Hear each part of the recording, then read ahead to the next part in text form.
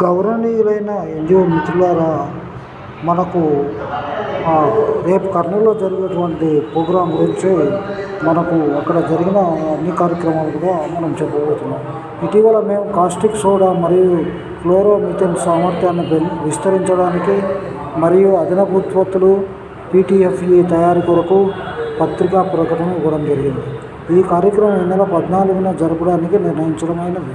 ఈ వారంలో కొంతమంది ఈ ప్లాంట్ ప్రమాదకరమని తెలియజేస్తున్నారు. కాస్టిక్ సోడా తయారీ సంస్థలు ఆంధ్రప్రదేశ్లో 4, తమిళనాడులో 4, కేరళలో 1 మరియు వివిధ రాష్ట్రాల్లో 35 కంపెనీలు ఉన్నాయి. అక్కడ లేని ప్రమాదం మన కర్నూలులో మాత్రం ఆందోళన చేయడం ఎంతవరకు న్యాయము? ఎక్కడ కూడా ఈ సంస్థలు ప్రమాదకరమని చెప్పలేదు. ఆ ప్రాంతంలో పనిచేసి కొంతమంది ప్రజలు మేధావులు వచ్చి కావాలని ఇక్కడ ప్రజలను రెచ్చగొడుతూ ఉన్నారు. ఇక్కడ తయారయ్యే క్లోరిన్ దాదాపుగా 130 కోట్ల మంది త్రాగునీరు శుద్ధి చేయడానికి వాడుతూ ఉన్నారు. నీటి శుద్ధి క్లోరిన్ వాడకపోతే ప్రతి సంవత్సరం లక్షల మంది చనిపోవడానికి కారణమవుతుంది. అలాగే ఇక్కడ ఉత్పత్తి అయ్యే కాస్టిక్ సోడా మరియు హైడ్రోక్లోరిక్ యాసిడ్ వివిధ రకాల ఔషధాల మందుల తయారీలో వాడడం జరుగుతుంది. ఈ కెమికల్ వాడకుండా ఏ మందులు తయారు కావు.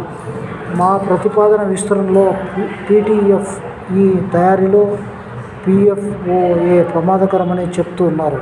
మా ప్రతిపాదన విస్తరణలో PFOK కెమికల్ను వాడడం లేదు. ఈ కెమికల్ను దిగుమతి చేసుకోవడానికి మరియు వాడడానికి ప్రభుత్వ అనుమతి లేదు.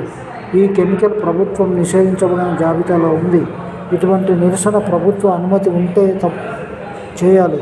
ఇటువంటి దాని మీద సరైన వివరణ కోరవచ్చు. అనవసరంగా ప్రజలు ఇమేజ్ను డ్యామేజ్ చేస్తే పరిశ్రమలు ఎలా అభివృద్ధి చెందుతాయి? భారతదేశంలో ఇలాంటి కెమికల్ తయారు చేసి 3 పరిశ్రమలు ఉన్నాయి.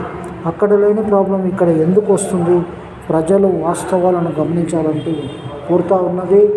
ఈ యొక్క పాంప్లెట్ను ఇచ్చినటువంటి యాజమాన్యం అనుకోండి, ప్రజలు, మేధావులు, ఎన్జిఓ మిత్రులందరికీ ఇది షేర్ చేస్తూ ఎన్జిఓ మిత్రులు దీని మీద తమ యొక్క అభిప్రాయాలను కామెంట్ రూపంలో నాకు పెట్టండి.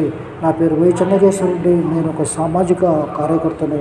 పొల్యూషన్లో ఉన్నటువంటి వాస్తవ రూపాలను ప్రతిరూపంగా మనం చేస్తూ ఉంటాం. కాబట్టి దయచేసి ఎన్జిఓ మిత్రులారా, ఏపీ, తెలంగాణ అధ్యక్షుల వారు, అదేవిధంగా 2 రాష్ట్రాల అసోసియేషన్ ప్రెసిడెంట్లు, తెలంగాణలో ఉన్న మేధావులైనటువంటి మేధావులు అని చెప్పుకునేటువంటి వ్యక్తులందరూ కూడా అందరికీ కూడా షేర్ చేస్తున్నాం. దీని మీద మీ యొక్క అభిప్రాయానికి కింద కామెంట్ రూమ్లో పెట్టాలని కోరుకుంటూ ఉన్నాం. ముఖ్యంగా మేధావులైనటువంటి వ్యక్తులకు మేము షేర్ చేస్తున్నాం కాబట్టి దీనికి పెట్టాలని కోరుతున్నాం. నమస్తే, థ్యాంక్ యూ వెరీ మచ్. నా పేరు వై చెన్నకేశ్వరరెడ్డి, ఒక సామాజిక కార్యకర్తను. దీని మీద మీ యొక్క అభిప్రాయాలందరూ కూడా తెలపండి. వివిధ రకాలైనటువంటి ప్రాబ్లమ్స్, దీనివల్ల నష్టాలు ఏమైనా వస్తే కూడా కామెంట్లో పెట్టండి. మళ్ళీ రేపు మార్నింగ్ ఒక వీడియో చేయడం జరుగుతుంది. నమస్తే, థ్యాంక్ యూ వెరీ మచ్.